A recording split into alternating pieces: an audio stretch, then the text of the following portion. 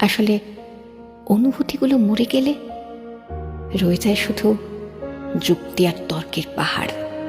তখন কথার পিঠে কথা বসে, কে ভুল কে ঠিক তার লড়াই চলে। কারণ সে বিশেষ অনুভূতিগুলো তখন মৃত। তাই যার জন্য সব ছাড়ছেন সেও একদিন বলবে স্বার্থপর। সেটা বুঝে নিয়েই ত্যাগ করুন, কষ্ট কম পাবেন। কারণ আমরা মুখে যতই বলি এক্সপেকটেশন রাখি না, আসলে ভেতরে ভেতরে কিছু চাওয়া তো রয়ে যায়। একটা একলা সন্ধে, একটা নিশ্চিন্ত বিকেল, হয়তো তখনও চেয়ে যাই মনে মনে। তাই তো আঘাতগুলো আঘাত হয়ে আসে আর আমরা আবার নতুন করে ভেঙে পড়ি। তাই তো মনকে বারংবার বলি, চল জটিল হয়ে যায়। কিন্তু অবাধ্য মন তবুও আশা করতে ছাড়ে না।